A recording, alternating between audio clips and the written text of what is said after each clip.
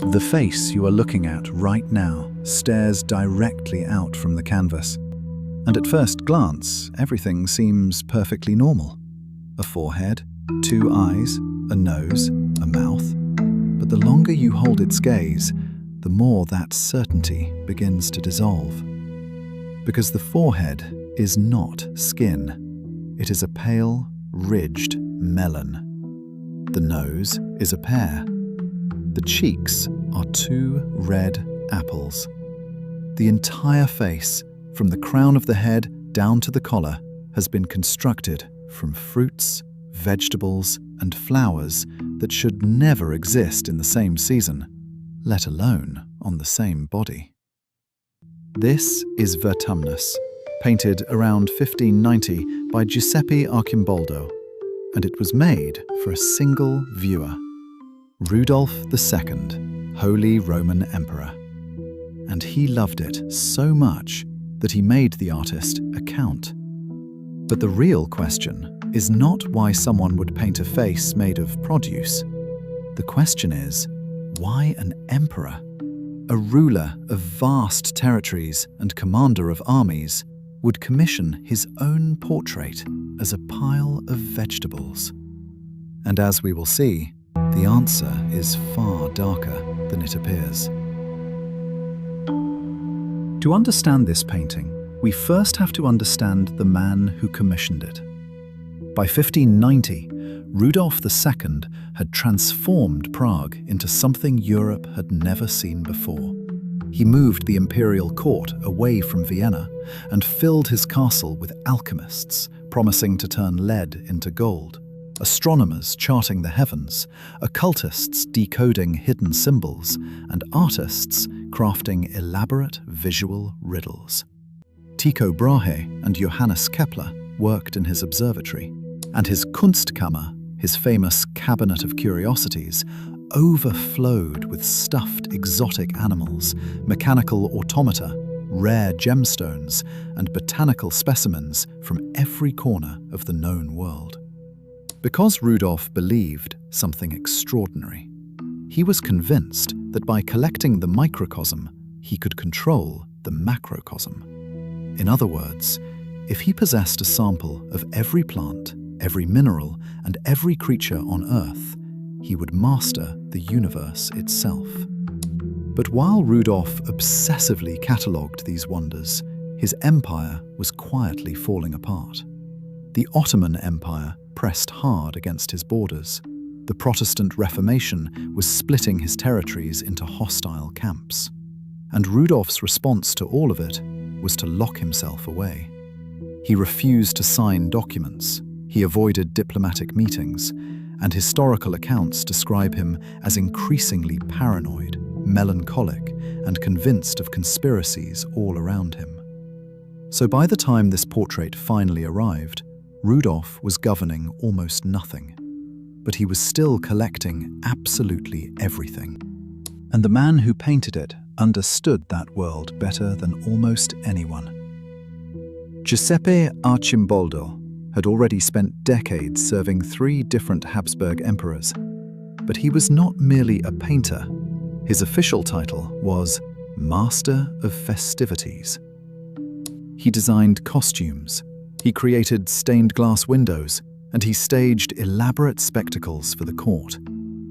He understood, perhaps better than any artist of his time, that court art was performance, propaganda, and philosophy, all compressed into a single image. In 1587, Arcimboldo retired to Milan, and 3 years later he sent this painting back to Prague as a gift. It was the culmination of his entire career, and it had a very specific argument to make. On the surface, that argument was pure flattery. The painting depicts Rudolph as Vertumnus, the Roman god of the seasons, of plant growth, and of transformation. And according to the Neoplatonic philosophy fashionable at Rudolph's court, the emperor was the microcosm that contained the macrocosm. So if Rudolph's face held every fruit, every vegetable, and every flower, then he was not merely ruling over nature, he was nature itself. He was the sum of all seasons, all climates, all abundance, gathered into one being. Look closely at the sash cutting across the chest, woven from plants that should never coexist. Spring lilies bloom right beside autumn grapes, a quiet declaration that, under Rudolph's reign, even the laws of nature bend. And the philosopher Gregorio Comenini, writing in 1591 while the artist was still alive, praised the painting as proof that Rudolph had conquered time itself. But here is where everything begins to turn. Because the very method Arcimboldo chose to flatter the emperor quietly undermines him. Think about what he has actually done. By turning a ruler into produce, he has made him consumable. Humans eat fruit. Fruit does not command. And so, by constructing Rudolph out of melons and pears and apples, Arcimboldo has inverted the entire relationship between a sovereign and his subjects. The painting claims divinity, while, at the very same time, reducing the emperor to a pile of ingredients. And once you start looking closely, the evidence is everywhere on the face itself. Start at the top. The forehead, which dominates the upper portion, is a massive, wrinkled melon. In Renaissance physiology, the forehead was considered the seat of intellect and rational judgment. But this one is heavy and furrowed, suggesting not clarity of thought, but burden and inward pressure, as if thinking itself had become a kind of labor. Move down to the eyes, made from small, dark berries set into bruised, perishable shells. The result is an intense, beady stare that feels watchful and suspicious, capturing precisely the paranoia and melancholy that haunted Rudolph for most of his life. Then there is the nose, a single large pear that mimics the emperor's real nose with surprising accuracy. But in 16th century slang, the pear also carried crude, often phallic connotations. So is this reverence, or is it an insult smuggled into a royal portrait? Arcimboldo gives us no answer. On either side, the cheeks are formed from two red apples. They suggest health and vitality, yes, but the apple also echoes the Reichsapfel, the imperial orb representing the entire world held in the emperor's hand. It is as if sovereignty itself has been pressed directly into his flesh. And finally, look at the lower lip and jaw, built from sweet red cherries and berries. This is the famous Habsburg jaw, a genuine deformity caused by generations of royal inbreeding. Arcimboldo did not hide it. He rebuilt it out of the most desirable fruit on the canvas. Now look beyond the face, into the abundance spilling out around it, because two details here carry a meaning far larger than decoration. First, woven into the garland, you can find ears of corn, maize. And in 1590, corn was not a common European crop at all. It had only recently arrived from the New World, from the Americas, and it remained an exotic specimen that very few Europeans had ever encountered firsthand. To the elite viewers at court, its presence would have been immediately legible. This was a geopolitical statement, an announcement that Rudolph's reach extended across oceans to continents most of his subjects would never even see. Then, lower on the chest, an artichoke protrudes from the composition. In the 16th century, the artichoke was a luxury item reserved for the wealthy, difficult to grow and expensive to obtain. It was also widely believed to be an aphrodisiac, associated with potency and masculine vigor. Its placement here is an assertion of virility, which is deeply ironic given that Rudolph was famous for his reclusiveness and his reluctance to marry. But here is the detail that changes everything. Every single element in this portrait of eternal, godlike rule is organic. And organic matter decays. Fruit rots, vegetables wither, flowers wilt and die. The painting claims that Rudolph has conquered time by containing all the seasons within himself. But the very materials chosen to make that claim guarantee that it is false. Whether Arcimboldo intended it or not, he had embedded mortality and an expiration date directly into the image of a man who believed he would last forever.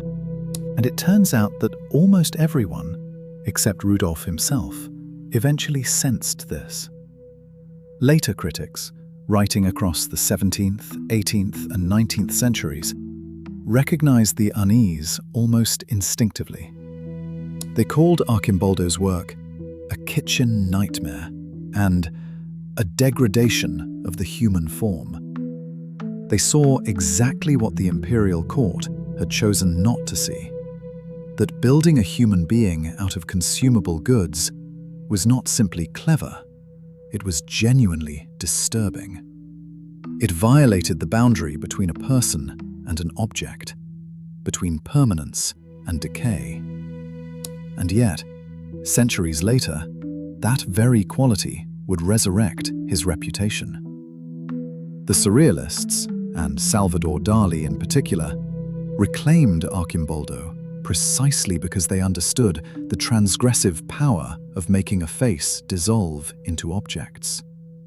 Even modern psychology now uses this painting to study pareidolia, the desperate compulsion of the brain to find a face where none truly exists.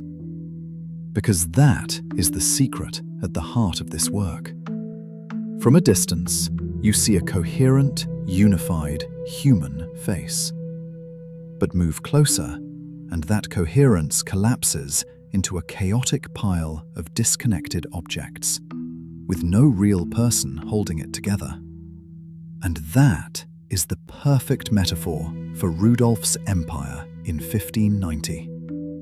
From far away, it looked stable. An emperor on his throne, vast territories on a map. But up close, nothing held together at all.